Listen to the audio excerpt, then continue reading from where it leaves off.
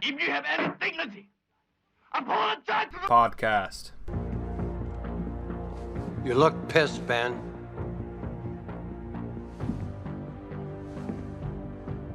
Believe me, you got every right to be.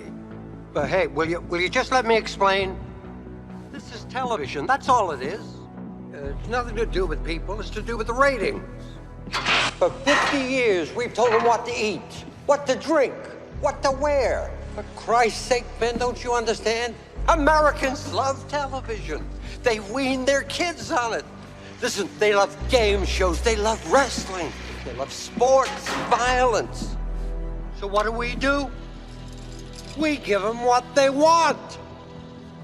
We're number one, Ben. That's all that counts. Believe me, I've been in the business 30 years. Well, I haven't been in show business as long as you have, Killian. But I'm a quick learner. So I'm going to give the audience what I think they want. You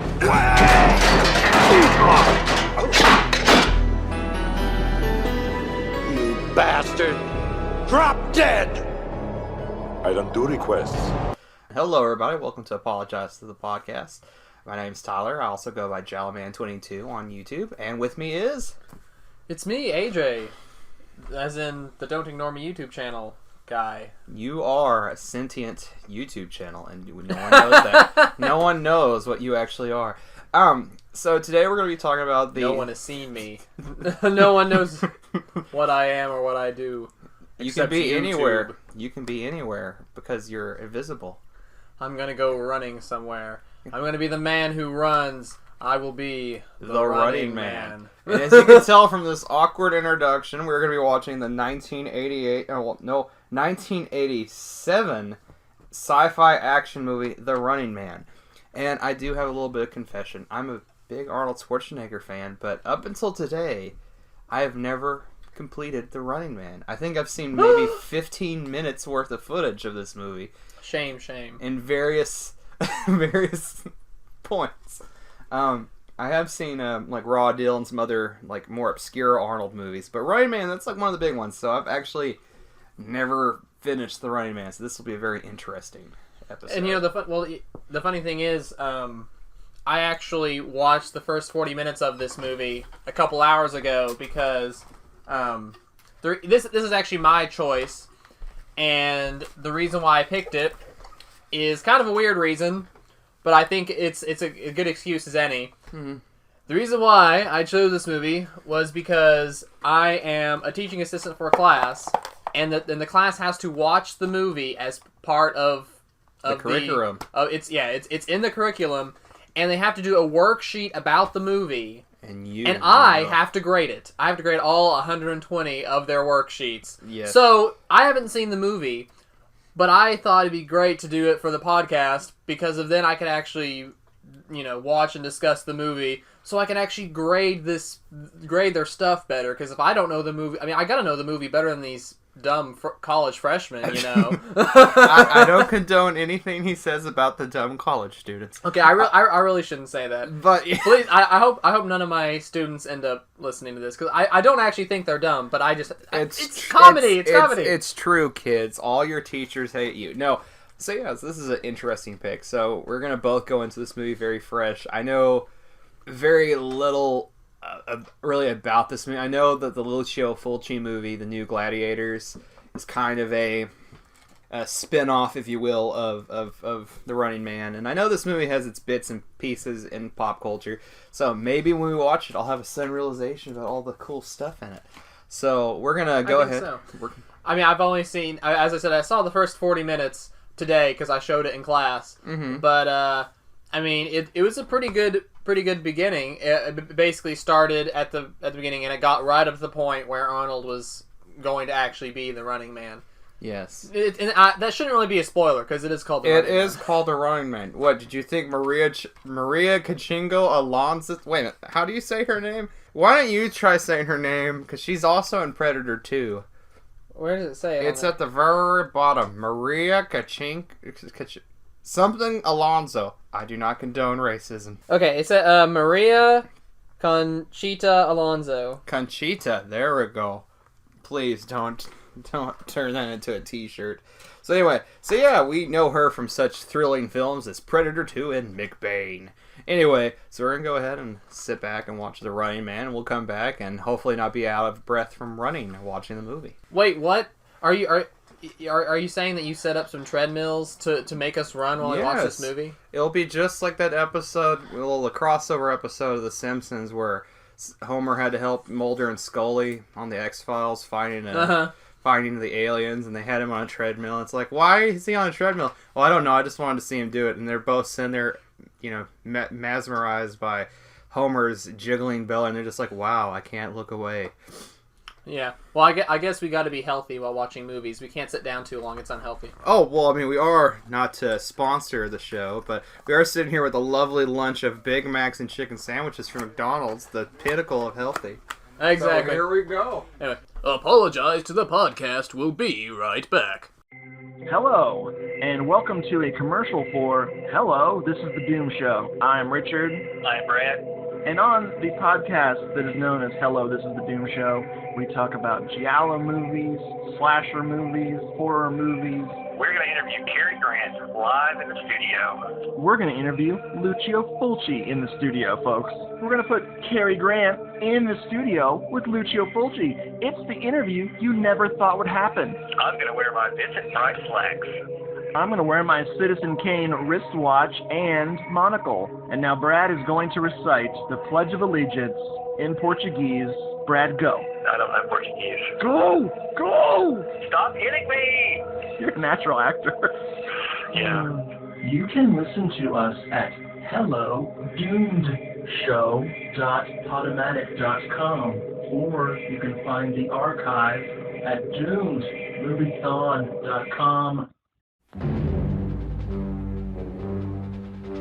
In the year 2017, an innocent man accused of a crime has a choice: hard time or prime time. Sensational. Perfect contestant. I want him. He must pay or play the running man. On your mark! I'll be back. Go! The highest rated TV show in history. Guess they want us to stay. It's a game between life and death.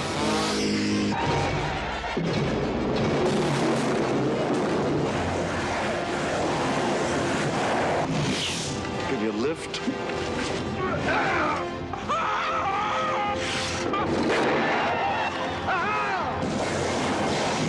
Arnold Schwarzenegger is the running man. He's playing for a prize. The prize is his life. How about the light? The running man. Okay, well, we just got back from watching The Running Man, and I'm out of breath. Oh, that movie was awesome. I can definitely see why that's a sci-fi classic. That was incredible. Yeah, I thought it was pretty great, too. I legitimately love that movie now, and it's up there with Total Recall, the first Terminator, and True Lies is one of my favorite Arnold movies. Oh yeah, I love all the Arnold movies I've seen. I haven't seen a bad Arnold movie. Not even Collateral Damage? But I haven't seen that movie. Oh my. Well, that's actually one thing I'll bring up in the trivia section. So I guess a little bit behind the scenes stuff. I don't know. What do you think would be the best way? I guess I'll go ahead and summarize the plot first. It's like I forgot how to do a podcast. So pretty much the plot is it's in the dystopian future. 2017, which, oh god, it's coming close. If you think what the bad stuff that happened in Los Angeles is bad, you should look at what happened in New York in 2017. No. Oh no, Billy Joel wrote a whole song about it. He did? Yeah, there's a song called Miami 2017, which is not about Miami. It's actually about New York, and it's about all the bad things that happened to New York. But why is it called Miami? Because it's the character who is singing the song. He lives in Miami, and the year is 2017. He's talking about what happened to New York back in the 70s. That is deep. Yeah, I did not know Billy Joel was that complex. Yeah, but technically that's Billy Joel's science fiction song. That's just. I thought that'd be Alleytown because that song in the music video, that's science fiction. They ain't matching. No, they ain't matching, man. Allentown is actually supposed to be about this is written in the 80s and it's supposed to be about the 60s, so it's in the past, not the present. Steel mill, and it's subversive. Well, so I guess the best way to sum up the plot is so it takes place in 2017. It's a dystopian future. There's been a economical, crash. It not only was an economic crash, but it was also very economical. It was.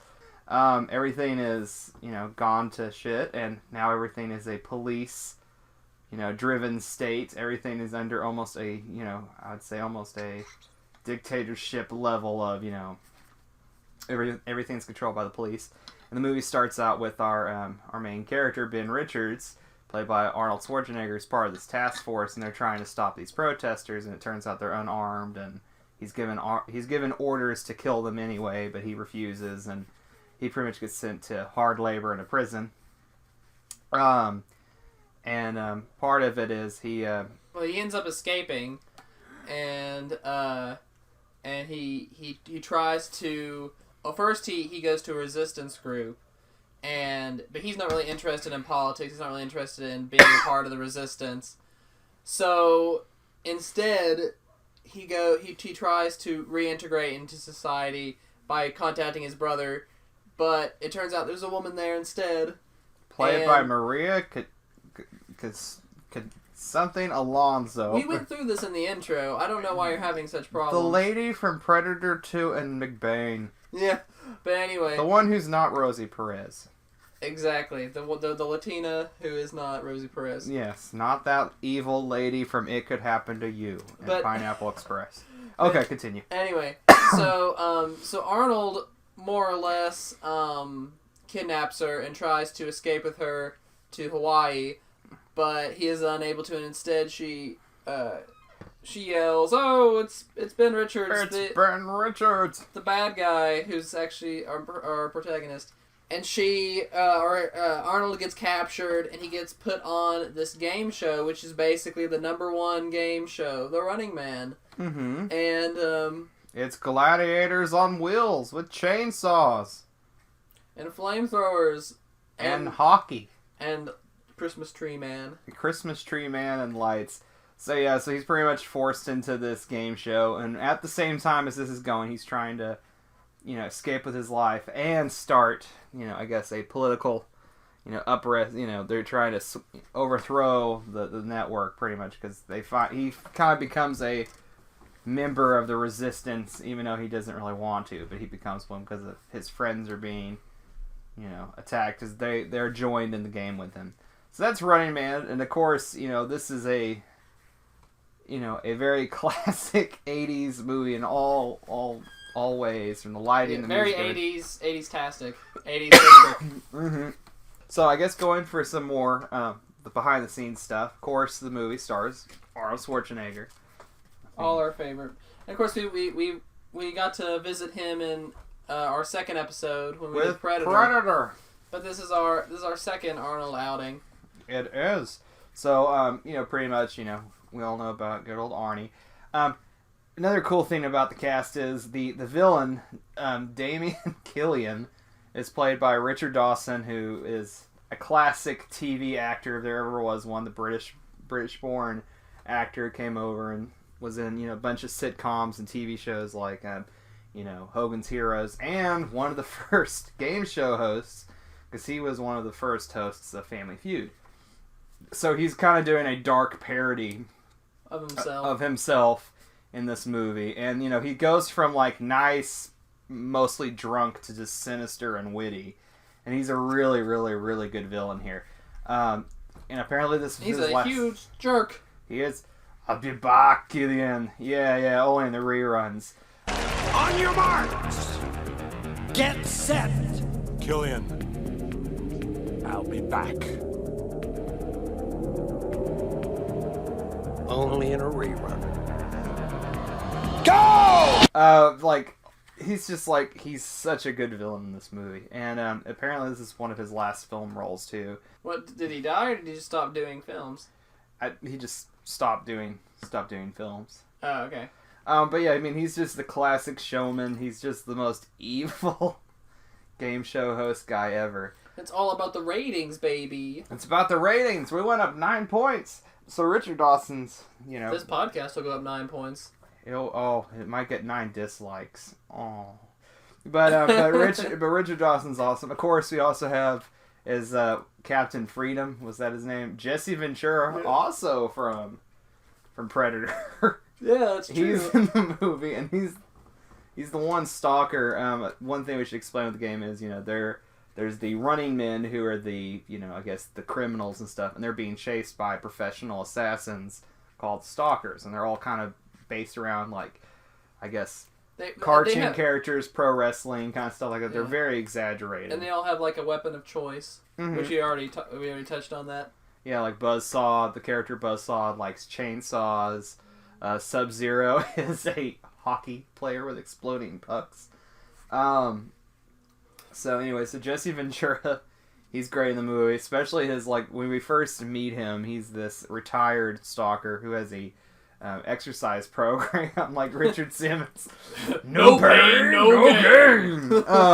Like, do you like pain? Do you like suffering?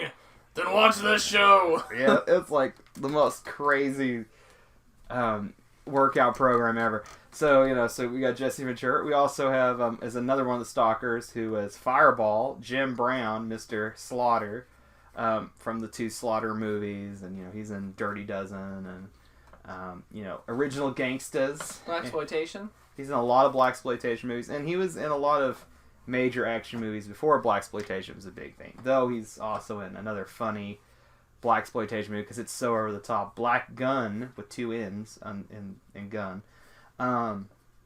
So he's in a lot of cool blaxploitation movies, and most of his character from the blaxploitation movies was taken wholesale for the parody movie Black Dynamite, which is, oh man, Black Dynamite is a classic if there ever was one. We're gonna have to do it one day. That's on the short list. We gotta do Black Dynamite. So also moving on, in the cast, so we got Jim Brown, and then Yaphet Kotto is one of Ben Richards' friends who's in the Resistance. He played Kananga in Live and Let Die, and he's he's an alien across 110th Street, and of course another really cool 80s movie, Midnight Run. He plays a cop in that movie. That's a really fun. He must like to run a lot. He's Midnight Run, the running man. I'm sure he ran from James Bond at some point, Live and Let Die. I bet he runs. He runs so far away. Oh, poor Yaphet. So that Yaphet Kotto. So, also so many crazy, like, cast members in this movie. So the movie was actually based on an 80s novel, called The Running Man, which was credited to an author named Richard Bachman, who actually turned out to be Stephen King. So I was looking at the IMDb page while watching the movie, and I was just like, oh my god, this is nothing like a stereotypical Stephen King book. There's no killer dogs, no possessed cars, no possessed teenagers, no domestic violence and drunken protagonists in New England. So it's really weird for him to step outside of the box, but I don't really know much about Stephen King other than the movies that have been adapted from his books. So seeing this one that's totally different than Carrie or Christine or Cujo or The Shining, it's just really crazy. I still need to see Salem's Lot. That Salem's Lot's another hole in my movie education I need to fix. So at least there's no Pennywise the Clown in this one. Yeah. Oh, how could I forget it? Thank you. You can't forget it. It's just not possible to forget it. All those blood balloons. Oh, God.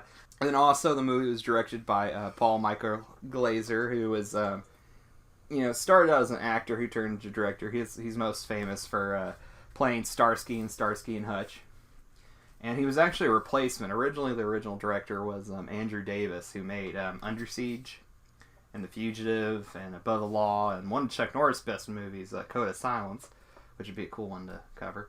And he also did another movie with Arnold Schwarzenegger, Collateral Damage, which was what I was going to bring up, was Collateral Damage, one of Arnold's last movies before he ran for governor, was directed by Andrew Davis. And Arnold said that, he really liked Davis, and he thought that Glazer was a bad replacement because he said he was filming the movie like a TV show. But that's the point, though. I mean, that's one thing I wouldn't criticize about the movie is it looks better than a TV show. It doesn't look as good as like Miami Vice. It's about television. Yes, it should be shot with that mindset, Exactly.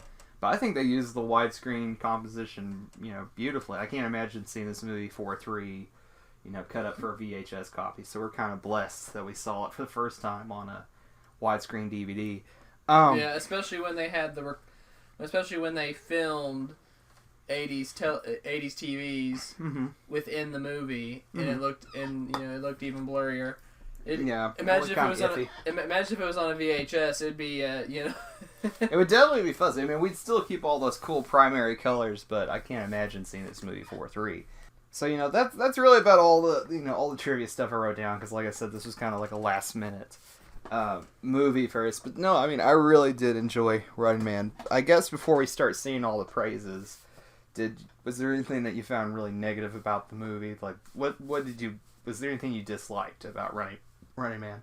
Not really. I mean, I think it, I don't know, maybe when we talk more we can find out anything that was super negative. Because, I mean, the thing is, I can imagine some people thinking it was too much 80s cheese, too much 80s personality, but I like the 80s, so there's really no reason for me to say, oh, yeah, it wasn't too graphic, too gory. It wasn't too vulgar. No, I think they did, there was gore, and I've already said that I'm not a big fan the of noose gore of usually. barbed wire.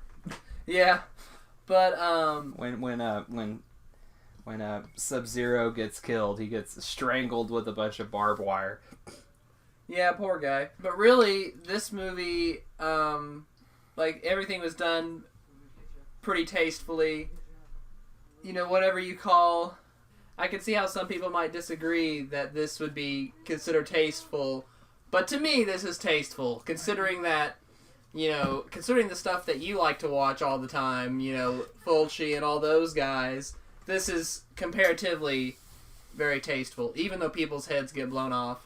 And people get strangled and chainsawed, and I mean, at least it's ran over, electrocuted to death with rain. Yeah, I mean, for me, what goes over the top and what I dislike is when people's when people's intestines get pulled out, or like Ricky O when they take out the dude's intestines and strangle him with them. Exactly, that sounds awful. It sounds awesome. I don't know what you're saying.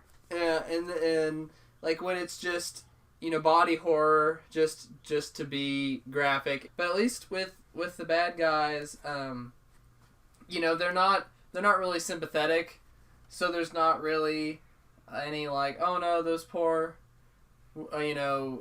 people. I don't really feel too much for them when they get killed by Arnold. So really, great use of media satire, good use of, just showing showing you the spectacle, telling you, oh, you're not really supposed to like this. This is supposed to be condemned because they're trying to, brainwash everyone with television. And the idea is you're supposed to be like a mindless zombie watching it and getting all excited, and this is diversion. But it does work with what it's, trying to do. I could see if maybe this was made today, it'd be a little more dreary, or it has been made today. It's called The Hunger Games. Yeah. That's really what it is. It's the same premise, except I like this idea better. It's a little more creative than Hunger Games. Hunger Games is very just bland and colorless, while this has a lot more glare. And Battle Royale as well. Mm-hmm. Well, Battle Royale is awesome. That did something different. But it's the same idea. You have a TV show that's being broadcast. Keep everyone just distracted so they can have the government doing whatever they do. But this one, it's well balanced, where you have that level of cheese, where it's just really over the top and crazy, and gleefully excited about what it does. You got the motorcycle chases while people are getting attacked by chainsaws, and it's just so ludicrous and so crazy. So it's got that, and then it's also got this really, really clever satire. But it doesn't get too serious. Whenever you think you're like, oh man, this is getting depressing, it would bounce you back with, crazy one-liners. Just kind of like, cut to commercial. No. What a hothead. What a hothead. Hey, Christmas tree. So whenever you get a little worried that, hello, tweet.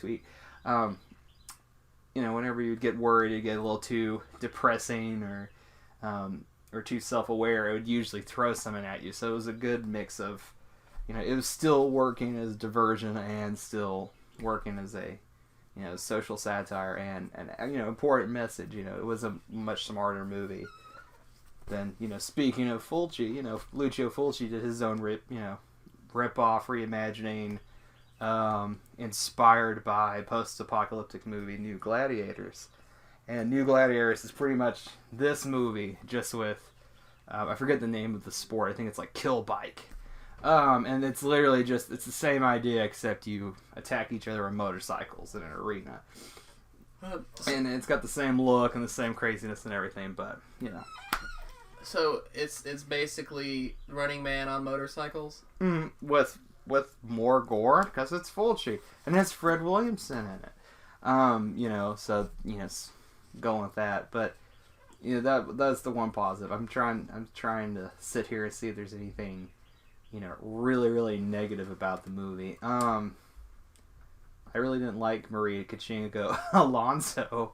Well, I don't think she was bad necessarily. I was at the beginning I was kind of wondering whether or not she would play a role, or if she would be, because I kind of thought she might end up being dropped as a character after her opening scene, but then we kind of find out that she continues on. I mean, she becomes another running man, running lady. She's not doing the workout programs, but no, I don't know. I guess something about her, like she was just, I don't know. Maybe I'm just kind of spoiled with some of the other leading ladies that the Arnold movies have had. There was just something really weird and goofy. Like she was trying to be, I don't know, she was too much of a comic sidekick. Like, she was comic relief. Yeah. I just wasn't buying into it. I mean, she was fine. I'm just saying that she was just kind of odd. There was parts where she was great, like when she's fighting Dynamo. She's, fighting him. But she was just had this look on her face, like she was just constantly... kind of a damsel in distress. Yeah, she never really rose above the damsel in distress. The opening of the movie. It's like, oh, well, she's a woman, so she can't be a tough running man. Well, no, not just that. Just the whole movie. She just has this, like, I thought it'd be interesting, like, when it first showed her going through, like, the stock footage and the case files and everything of all the different, TV broadcasts. I thought she'd be, while he's running and doing all his Running Man stuff, she'd be behind trying to sabotage stuff from the studio, but she gets caught. Oh, yeah. So it works better how it does in the movie, but I was expecting her to be behind the scenes with more suspense, but this movie is more interested in doing the spectacle, which I think it did, great. So that's one way they could have taken the story. Maybe they did something like that in the book. I just know that in the book, he has like a wife and kid, and his wife is doing prostitution and all sorts of stuff. So that's about the only. So apparently this is a very loose adaptation of that book. But. Yeah, I think that makes a lot of sense because Stephen King is known for a lot of sometimes strange, convoluted things, and of course, since he writes novels can go in a lot more detail. So a movie like this. A lot of it it's very plot driven, it's very action driven. There's not really a whole lot of details, and really in some ways, like, there's a lot of details about the world that don't need to be explained. It's not really to the movies that it detracts from the movie or anything, but there's a lot of things that a novel could do that this movie doesn't need to do, and but I think it's better for it because it sticks to what it's good at, and it doesn't need to bog us down in details, because I guess it's kind of the difference between this movie and like something like The Hunger Games, because The Hunger Games wants to build an entire world that you want to sympathize with, but in this movie you're really only supposed to pay attention to Arnold, really. Yeah, well, I mean, this movie didn't need all that extra baggage. You got just what you needed of the world, just in that text scrawl, which is something that's kind of missing from movies nowadays, is that text scrawl. And, we got just the right amount of stuff we needed from that world in the limited time of the movie. And it was interesting. It was pretty much just like a crazy 85'd, future. I think we saw plenty of the world without, the background, the politicalness. I mean, I know that it's kind of iffy when the movie ends, and Arnold takes over. Everyone's like, Ben Richards. I mean, it's the same dynamic as having Miss Cat Puke. I mean, Katniss, whatever her name is, from The Hunger Games. That is a terrible name for a protagonist, by the way. So whoever wrote The Hunger Games, shame on you. Yeah, I'm sure. When Miss Cat Puke over there is anyway. But, yeah, well, I was actually kind of wondering, because, because, I mean, this is the most, obvious, I know Hunger Games has been compared to Battle Royale, and it's pretty much the same idea, because it's kids, but, I mean, the whole, sporting event angle that's missing from Battle Royale, I mean, this is straight territory from Running Man, so I guess if you put Running Man and Battle Royale together, and just make the characters wet blankets with no personality, boom, you got the Hunger Games. You could put that quote on the new DVD for Hunger Games, or the new Blu-ray or 3D 4K Blu-ray of Hunger Games. That'll be my quote for it. I'm sure they'll contact you about that right away. Yeah. But anyway, what I was gonna say was that I kind of wonder what happened after the ending. Like, does Arnold just kind of escape and just kind of go? Does he have to live in hiding? Does he live as the world's new hero? I don't know. Not that they necessarily had to answer that question, but I was like, well, I guess. Well, I mean, it ended the story where it needed to be. It had a satisfying, traditional movie. Bad guy gets the comeuppance. Yeah, and what a comeuppance too. We'll kind of save that for more of the good stuff, but I got what I needed from the story, and I would assume if they did do a sequel, it'd be kind of like what The Hunger Games did, where it's just people gather around their new TV idol and they, overthrow the government. And I'm not sure if they would last, because, they pretty much said the economy was shot, but... Well, that's actually one thing. I didn't really get that impression. I did get the impression that wealth inequality was definitely an issue in that society, but it seemed to me there was an upper crust, because of, if the economy was completely shot, then how are those people, how are there seemingly middle class people in that or all those poor studio? People, and they're betting, and they're betting money on the games and stuff. The poor people part makes sense, because if the economy's shot, I'm sure there's a lot of poor people. Of course, even in our society today, there's plenty of poor people lying around and whatever. But they should have been betting with food stamps or something, not cash, because that kind of threw off the whole idea of all these bums. They just have all this random money, and they're betting a lot of money on the Hunger Games, the Running Man games. Now with a new board games that you can bring home. But basically, I think that in particular was one thing that I didn't really get the impression of an economic collapse. I would get more of an impression of our current trends in society of income inequality and wealth inequality, just to a more extreme. Yeah. That's kind of what I saw it as. And of course that's filtered through the whole, Reaganomics scope of the, the late 80s, because this was 87. So, this is, still well part of that era. So, all that good stuff. Wow, this is a deep movie.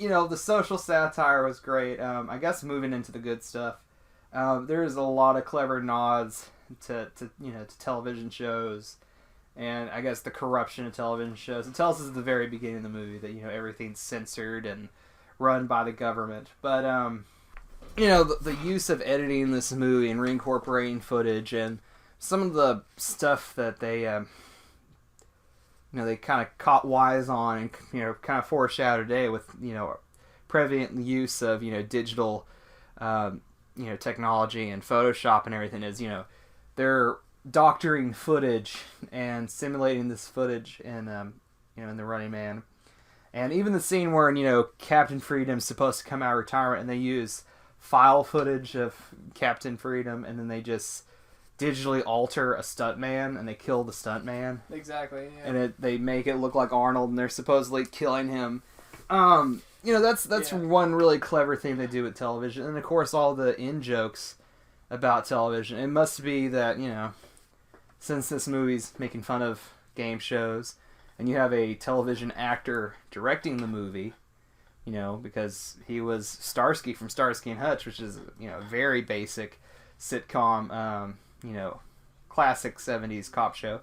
And then you get, Richard Dawson here, who's done tons of game shows, being the evil game shows. I mean, they must have, kind of enjoyed playing up all the television angles.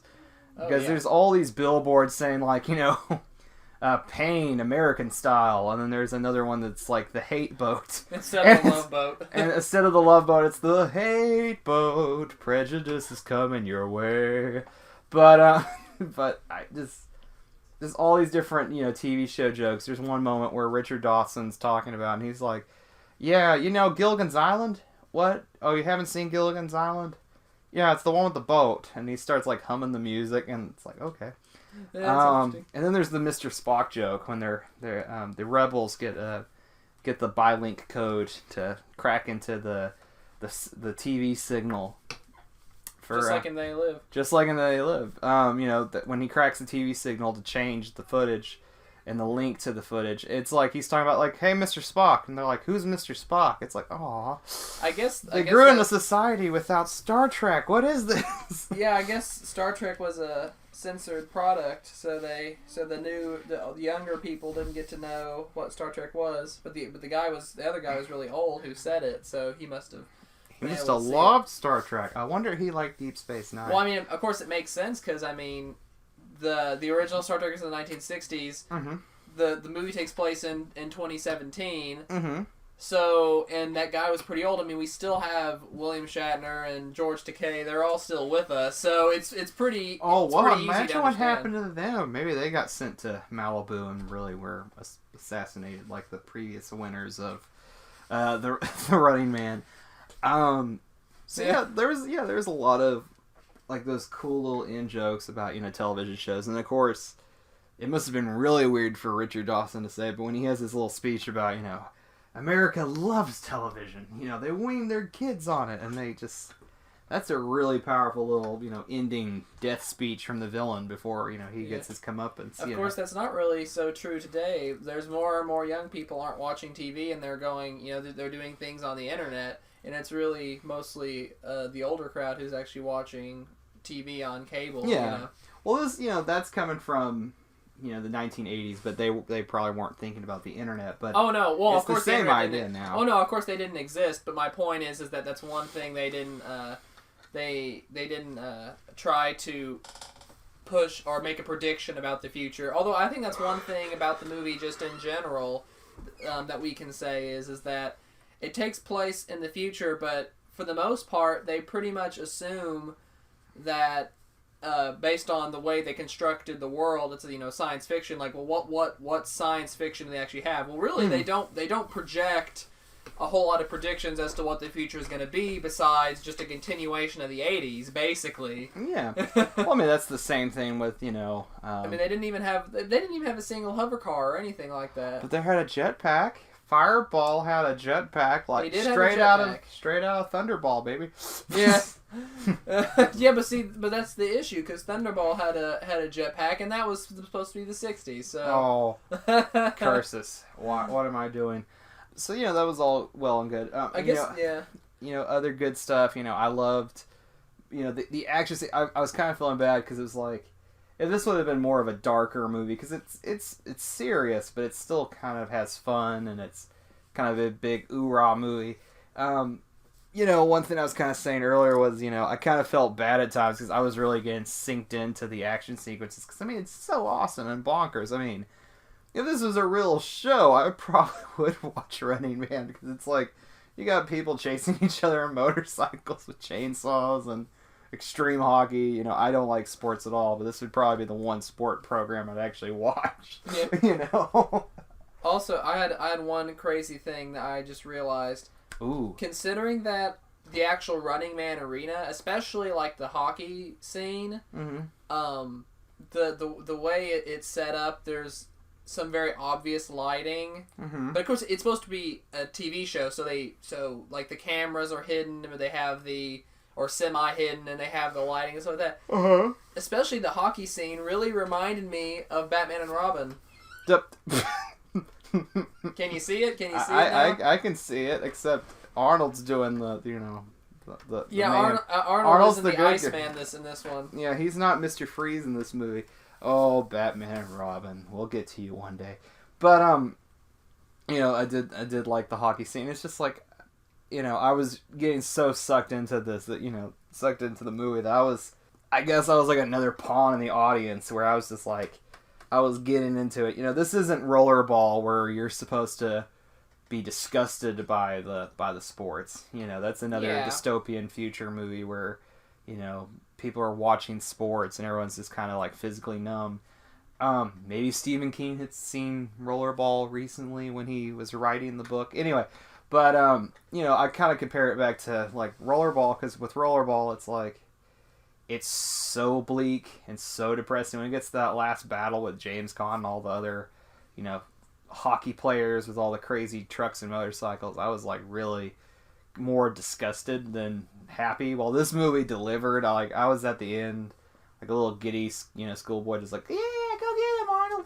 Like, this was a cartoon brought to life. And that's kind of what I'm trying to say, that, the reason this movie wasn't so bleak and depressing, and I'm okay with it having kind of a phony happy ending, is it was like a giant live action cartoon. It was so colorful and crazy and zany, and the villains were pretty much like pro wrestlers turned cartoon characters, because they got all this crazy armor. Yeah, they're very. They're almost like. They basically are like pro wrestling villains, where they have a very specific theme, or like anime villains where they have one, like, especially I'm thinking back to like One Piece, where they have like, well, this is my gimmick, this is my superpower because I ate the whatever fruit.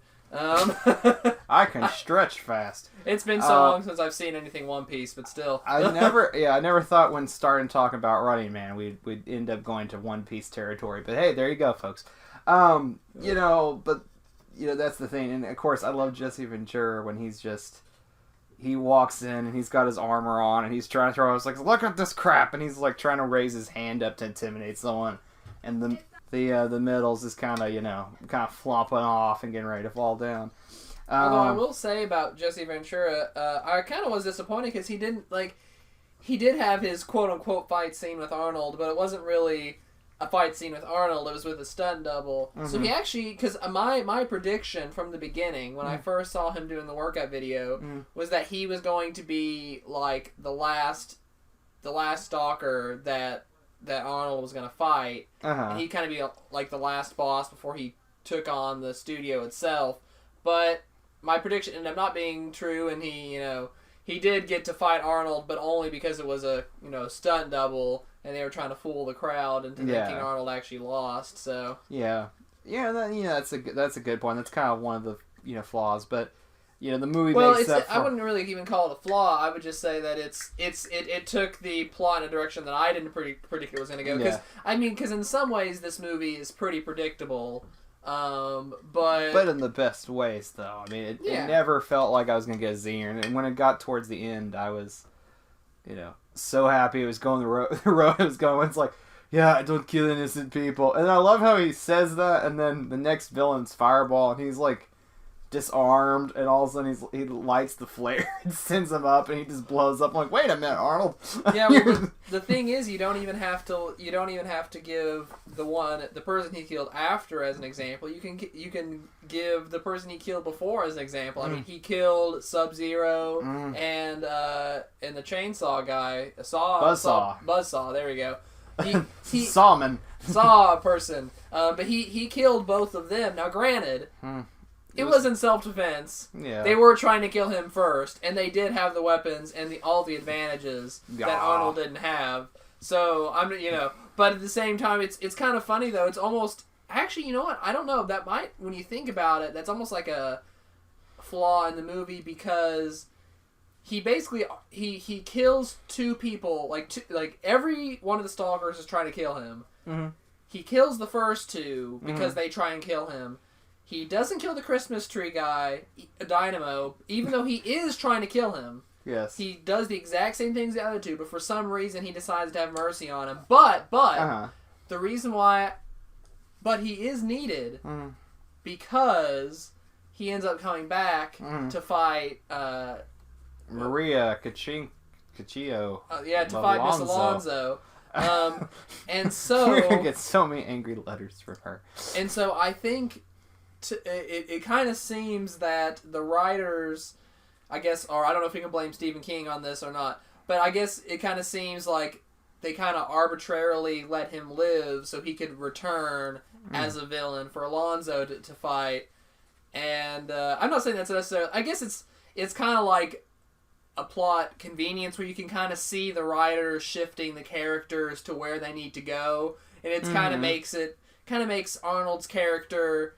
Like, on the one hand, he becomes more sympathetic because he doesn't kill the character. But then, if you give it any bit of thought, you just realize, oh wait, he just killed these other guys anyway. So it doesn't. So like poor guy. So, no, I get that. I'm trying to think of what the other good thing I was gonna say was really, I could just say that this movie delivers. Of course, we get another one of Arnold's famous, I'll be back moments. When he's like, I'll be back, Killian. You get all that. But some of Arnold's one-liners in this movie were just priceless. Like when he's just like, I'm going to, shove my fist in your stomach, where he grabs the camera. Say the word, man, and you can be the one doing the stalking. What do you think? You cold-blooded bastard. I'll tell you what I think of it. I live to see you eat that contract. But I hope you leave enough room for my fist, because I'm going to ram it into your stomach and break your goddamn spine! Ah! Because Killian offers Arnold's character a chance to be a stalker instead of a runner. Because, because people love him so much and he refuses, and there's, that scene. I wonder how that would have even worked, because it's just like, yes, people, this criminal, he's so great. He's gonna be a stalker now. Yeah, he is repent his, well, they would probably use it kind of like a vigilante justice thing. It's like, well, to prove that he is sorry for massacring a couple hundred people, he is going to kill other criminals to make up for the massacre. So that was one goofy thing. And of course, Richard Dawson's character is just so slimy and just so evil. I mean, he's mean to janitors. He's mean to everybody. One of the one of the best things about this movie is it actually delivers on, the retribution to the villain. He's the ending shootout where they're destroying the TV station, and Dawson's kind of quivering around, and the one henchman he made fun of, like, can you not, or have you gone deaf when you did all your steroids? He walks out on him, and he gets locked in the Running Man chair and, shot like a damn torpedo into one of his own billboards. Well, that hit the spot. And that's a great thing on a scripting level, because it actually remembered the jingle about, their version of Coca-Cola. What was it? Conrad Cola? It's Cadre Cola. Cadre Cola. Oh. Yeah, I mean, what happened to Coca-Cola in 2017? I don't They were bought out by the Cadre. Yeah, I guess so. But whatever that means. So, I mean, that was great. Some of the Arnold one-liners were just awesome. So I'm glad I got to rediscover this 80s classic.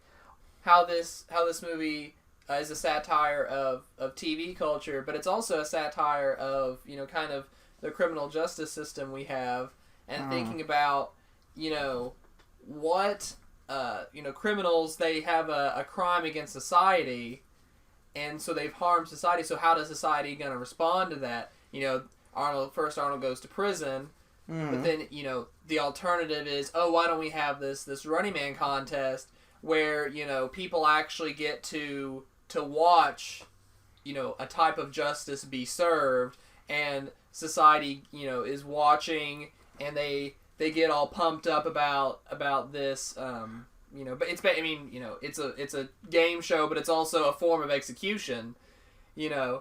So, you know, it's just it kind of is an analysis and kind of questioning our society's morals as how we treat criminals and what's appropriate punishment and things like that. Like, is something like the Running Man a form of retribution that would be acceptable? And it kind of really it just goes to question, like, is putting everyone in prison, is that the way we want to do it, or is something, you know, gladiator style, which we as humanity, we did actually have that back in the Roman days. Yeah. So it's not an entirely new idea. Yeah. But it's just kind of, the movie kind of, you know, explores, you know, different areas of punishment and thinking of different ways of criminal justice.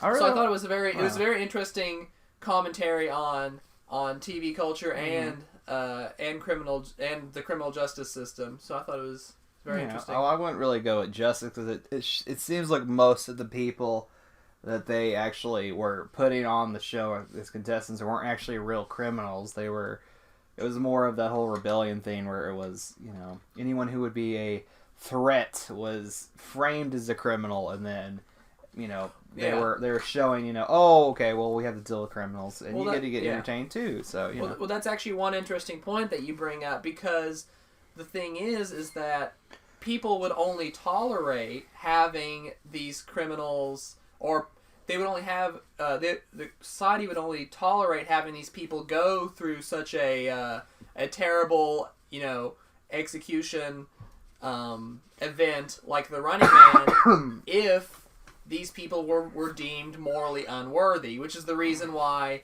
Arnold has to be framed, why Miss Alonso, when her character, you know, she's being accused of, like, oh, she had sex with 3 men in a year, like, oh my gosh. And so it's a prudish future we live in, indeed. Yeah, well, you know, it's one of those things, though, because, you know, there are some things in our society that are, you know, legally breaking the law, but then there's also society's norms of, like, you know, I mean, I don't know how puritanical the 80s were, but, you know, we had, like, the moral majority, things like that. We had the Christian right at the time, so the idea of, like, oh, she slept with 3 men. She had, you know, she was a lover to Arnold, who's the killer, and all this different stuff. So even though she didn't break society's legal laws, she's breaking these social norms that were so egregious an offense that was able to justify her going to the Running Man. So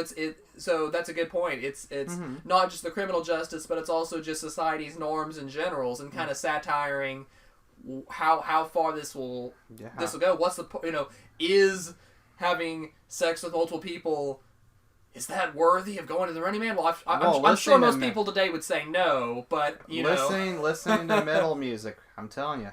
Well, yeah, it's listening to those cartoons. Yeah, it's you can't do it. They're too violent. Even though we're watching The Running Man, but that's not violent. That's wholesome.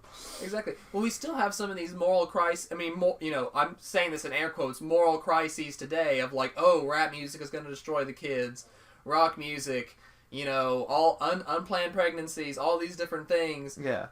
So, you know, you kind of get, you know, puritanical social norms and how we punish those as well, not just criminal things. Well, that's a very good way to put it. Really kind of, you know, my thoughts on the movie. It's kind of, you know, I don't really have a lot more deeper thoughts on it. I probably need to do like a rewatch. One thing, you know, I did notice is, you know, you're talking about, like, morally, you know, making a game show out of this. One interesting is I've been watching a lot of Doctor Who lately, and just going through random stories, checking all the different doctors. I'm becoming a fan of it now. Well, there's a Sixth Doctor story. Colin Baker, who's kind of a hit or miss guy for a lot of people, but the name of the story is Vengeance of Varos. Or Vogros. I don't know. It's a really oddly spelled name. But anyway, the whole mystery behind that two-parter is it's a society where it's ruled by the police, ruled by the military, and the only form of television is controlled, censored programs, and they even have to vote for people. Except they take it to a worse extreme, which is something I'm glad they didn't do. In that two-parter, they have like an agony booth where, if you elect a mayor, elect a president, whatever, and they, wrong you, they go on television, and if they vote no to something you say, they like electrocute you, shock you, put you through all this agony and stuff. Jeez. And so yeah, imagine what would happen to George Bush in that society. No, I'm kidding. But or we're not gonna get political. I'll get censored anyway. So but he goes through the agony booth. And another thing is the programs, instead of having like a Running Man, they do have a show where if people escape, they're tracked down. But really, it's just public executions, and it's way more dark and bleak than the Running Man. And so watching that episode recently, and then of course seeing this movie, I'm glad where this movie took the story, while the Doctor Who one was just kind of icky. The whole message of the episode was icky, and even the ending was kind of icky. It's a good story, but it's probably the darkest Doctor Who story I've seen so far, and I cannot imagine how that show would have been okay for children's programming, because they were talking about how violent the show is becoming, and it was offensive to children. I'm like, yeah, and then after all that outrage, you give them an episode about public execution, and it was written by Philip Martin, who's like this big TV writer, who writes serious dramas, and then all of a sudden he does a Doctor Who episode. So it seems like I'm kind of deviating from the main point, but that's where it goes. So, enough of my Doctor Who rambling. That was very interesting. I do need to see more Doctor Who, honestly. But there was one other thing I was going to say that I thought of as well. One interesting thing about this movie is that it kind of takes the theory of sovereign power from Michel Foucault and kind of turns it on its head. And I'll try and be brief about this, but basically, Michel Foucault, when he talks about sovereign power, it's the idea of back before the modern age, we kept kings and queens and aristocracy kept social control through public executions as a spectacle, as a the bruises and harm on the criminal's body would be direct showing of the sovereign's power, and the people would be forced to watch it and be very fearful of the sovereign.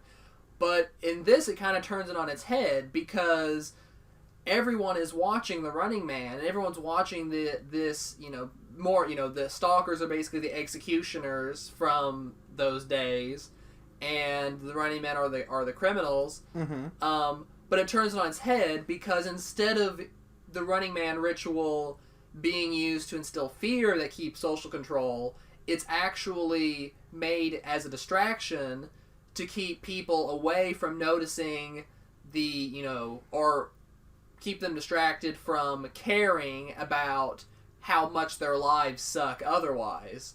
So it keeps social control, but through entertainment instead of fear, which is actually kind of a funny way of turning that theory on its head. It's the same kind of power, it's the same kind of spectacle, but producing an effect on the people that's completely different, but it has the same effect of keeping social control. So it's pretty interesting when you think about it. Well, that is a good point. So that's kind of our basic conversation there. So any favorite scenes in the movie? Yeah, so I actually liked the some of the funny scenes where he was trying to kidnap Miss Alonso. With the Hawaiian shirt. That's one thing I wanted to bring up is the Hawaiian shirt and the way she was dressed. They looked really similar to how Bruce Willis was dressed at the end of 12 Monkeys. I was expecting him to get like shot in the airport because I remember 12 Monkeys. It's like, he pulls out a gun in the airport and it's like, no! Luckily that didn't happen because that'd be a short movie. They did frame him for shooting people in the airport, which he didn't do. But part of the lies of television. That was like, I guess none of the witnesses wanted to protest against that because there was no actual gunfire when he was caught. But whatever. Well, it's it's an Orwellian kind of thing. But you were going on about your favorite scenes. Well, it's just I like that scene, especially like some of the one-liners, like you can puke on this shirt. It wouldn't, I wouldn't notice it, or whatever he says, and things like that. And then I like the scenes where like the crowd kind of turns around and starts liking Ben Richards, and they start cheering for him and things like that. And that old lady who's just like, I'm going to bet on Ben Richards. No, hon, he's a runner. You need to vote for Stalker. No, he's going to get the next kill. And he's a bad motherfucker. Who do you think will make the next kill? Oh, boy. That's a tough one. Come on, give it a try. You can do it. Who do you think? Okay. I think the next kill will be made by Ben Richards. Hold it. Agnes. Richards is a runner. You gotta pick a stalker. I can pick anyone I choose. And I choose Ben Richards. That boy's one mean motherfucker. Just that line with the sweet old lady. Yeah, exactly. That's awesome. So what were some of your favorite scenes? Oh man. Really, like the first couple like moments with when Dawson, when he's coming up there, I really did like the actual credit sequence for the TV show within the movie, for the Running Man when it's first shown on the TV. Like that was actually a really good opening to a TV show. Like if I would have seen that as the opening credits, I'd probably sit down and watch because it's kind of like one of the best opening credits for a TV show would be like Garth Marenghi's Dark Place with just the crazy crap going on there. So I enjoyed that stuff with the show. But as for favorite scenes, I'd say I really liked the fight with Sub-Zero with all the hockey stuff. I thought that was really good. I really enjoyed some of the action sequences towards the end. When they're having the raid on the TV studio, and I just love the comeuppance that.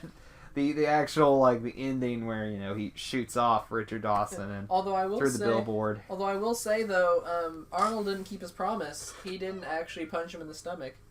He didn't. Oh, you know how Arnold said he was going to punch him in the stomach. Mm-hmm. He lied. He did lie. Oh no. Oh, another favorite scene though. Yeah. When he's signing the contract on the lawyer's back and he stabs him with the pen. It's like, send me a copy. Come on, send me a copy.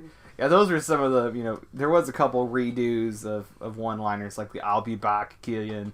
But there was a lot of great Arnold moments. I do love the hey Christmas tree, when he's talking to the Dynamo. Dynamo. There we go. Sheesh, get it right. Yeah, I was too shooken up by all those Doctor Who memories. So that's really about it. So I guess that kind of wraps up our conversation. I would be a little more lively about this, but this is coming off of a fresh, first viewing. I definitely think this is a classic Arnold movie, maybe even underrated, because normally when people bring up classic Arnold Schwarzenegger movies, they usually go for Commando or Total Recall or Conan, Terminator. I think this is up there with Predator and all those movies as some of the good Arnold movies, and not some of the what happened, like Junior and what happened there, or Eraser, which I need to rewatch Eraser. That's true. I don't really think this movie gets brought up as much in the Arnold anthologies. Yeah, I know Raw Deal doesn't get brought up a lot, but that one's kind of more. It's Arnold Schwarzenegger versus the mob. It's still good, but it's weird. Like, this one doesn't get brought up a lot, on a lot of different sites or lists when they talk about Arnold Schwarzenegger movies. Yeah. But I think it's really good, though. I was gonna say, I wonder though if I'll end up hating the movie by the time I'm grading the 98th person's worksheet about this movie. No. And like they'll be answering a question like who is the main character, and they're all like Killian. I'm like, no, you idiot, wrong. No, man, you're sound like an abusive teacher. No, they want to say the protagonist of the Running Man games is cat puke. I am not a fan of the Hunger Games at all. Oh no. Maybe now we'll get our first piece of hate mail. I'm honestly kind of looking forward to it. You're looking forward to the internet trolling. Oh no. See what happens when you do a podcast slightly under the weather, guys. I think it gives us some legitimacy, though. We need haters. Like every internet thing, if it's truly an internet thing, I can't think of a better word than thing right now. Then it has to have at least one hater. Otherwise who cares? Oh God! So we need to go to the Dave Chappelle show, to the haters ball. But so speaking of hate mail, if you want to send us any hate mail, you can send it to our Facebook page at Apologize the Podcast at Facebook, or Apologize the Podcast 1 at yahoo.com, or you can leave comments on the YouTube version of this, because unless I get a copyrights claim and they pull this off of YouTube, I'll be posting these episodes on YouTube. So you can leave hate mail there too, hate comments, We welcome it, apparently. If you want to make fun of how bad I mangled, Maria, Alonso's name. Her Miss Alonso's name, feel free to. If you want to say I said Killian Ron, go for it. Honestly, I said Miss Alonso throughout this review because I honestly cannot remember her character name. Do you remember her character name? Damsel in Distress? No, that wasn't it. Oh, poor thing. Wow, we are terrible viewers. Anyway, I guess we're just not paying. Either we're not paying enough attention, or they didn't say her name enough. Anyway, sorry. She was very unmemorable. Amber, maybe? No, it was Amber. There we go. Amber. It was Amber. Well, and if you want to send hate mail about how we don't know how to say Amber, go for it. And if I'm Rosie, having an ego raptor moment. and if if Rosie Perez wants to send me hate mail too, go for it. I love your performance in Pineapple Express though. So all that good stuff, and you can also find me at Jowman22 on YouTube, and that's where you can send those comments. And AJ, where can they find all your good stuff? They can find me on Don't Ignore Me at YouTube.com. There you go. So anyway, we're gonna get ready to leave talking about The Running Man. And I run so far away. Oh, flock of seagulls, why? So here we go. Until next time, I apologize to the podcast. Apologize to the podcast.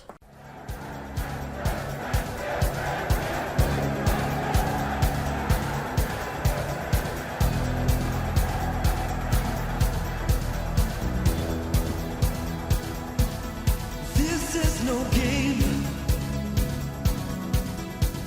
Standing in the dark, I swear I heard you calling my name. And I knew things have changed. No pain.